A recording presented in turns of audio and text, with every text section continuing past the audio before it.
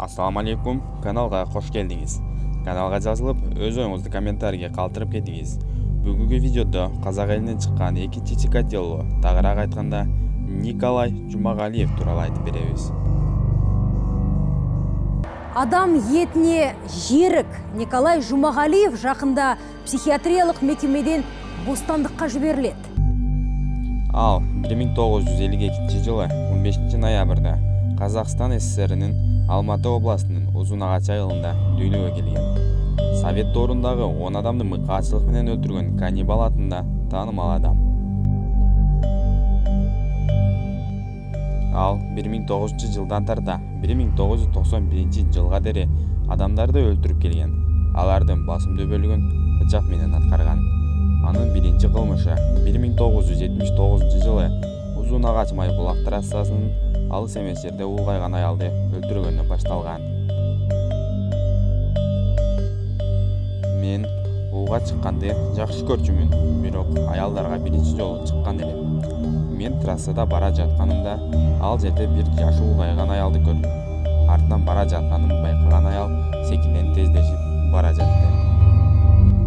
Бирок мен жетип бардымда мойнунан муутуп, ал катуу каршылык көрсөтө баштаганда мен аны бычак менен союп салып, канын ичтим. Ал маалда автобус өтүп келе жаткан эле мен өлүктүн жанына жата калдым да, ал өтүп кеткен соң денелерин майдалап бөлүп, сумкама салып, өзүм менен алып келдим. Окуяны тизмектеп айтсак, адамдарга бул жагы жагымсыз болот. Ошондуктан кыскартууну чечтик. Кыскасын айтканда, аны бир айча бышырып жеп жүргөн. Жана ошентип адам этине көнүп алган. 1979 жылы ал дагы 5 кылмышты кылган эле. Ал өзүнүн коллегасынын масаларында атып салган эле. Ага ошондо шизофрения оорусунун диагнозу коюлган. Ал кылмыштан соң камалган. Кийин кайрадан бошотулуп, эркиндикте дагы 3 адамды өлтүргөн. 9-чу адамы анын айтуусу боюнча кокустук камалган. Ал үйүнө досторун жана аял досторун чакырат. Жана бир убакта алардын бирөөсүн өлтүрүп, кошуна комнатка сүдүрөп өтүп, аны балталап жатканын анын достору көрүп калып, андан коркконунан качып барып, аны милицияга кабар беришкен. Ал милиция келер алдында колундагы балта менен тоону көздөй качып жөнөйт. Бирок 1980 жылдын 19 декабрында тууганынын үйүнөн кармалат. 3 декабрь 1981 жылы аны шизофрения оорусунун айынан деген чечим менен жабык ооруканага алып барып, ал жерде 8 жыл өмүрүн өткөрөт. 1980 жылы анын кылмышы менен бирге эле Молдовада дагы бир маньяк Александр Скрынник аялдарды өлтүрүп, анын денелерин бөлүп, таанышына көтөрүп келген. Телевидениеден ал өлтүргөн адамдардын бирөөсүнүн башын көргөзүшкөн. Анда Жумагалиев Молдовага да келип жетиптир деген сөз адамдардын үшүн алган. Кийин Скрынник баарын мойнуна алган соң, аны башка маньяк, тагыраагы Александр Скрынник кылгандыгы жарыяланып, соттун чечими менен өлүм жазасына тартылып атылган. Буга дейре Жумагалиев психбольницага баргыча 1982 жылы 29 августта аны жолдон алып бара жаткан машинадан качып жөнөгөн. Ал качып жүргөн. Ал арада Кыргызстан, Өзбекстандарды аралап качат. Кыргызстанда ысык көл тарапта тоолордо бекинип жүрүп, тоодогу дарылык касиетке ээ чөптөрдү терип, жергиликтүү элдерге алмаштырып, кайра тоого качып барып, күн көрүп курсагын тойгозгон.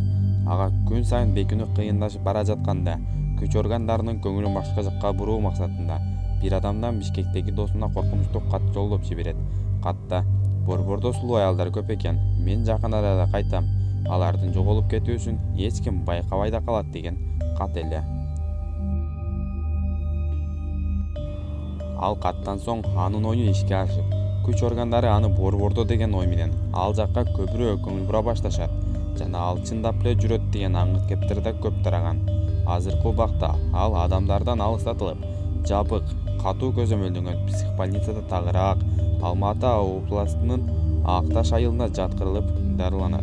Ал жакта кичинекей майда техникалар менен алектенет. Бир жолу ал өзү өлүм жазасын суранган, бирок врачтар анын оңолгонун, коомчулукка коркунучсуз жүрсө да болот, жөнөкөй ооруканага которуп, ал жакта карасак да болот.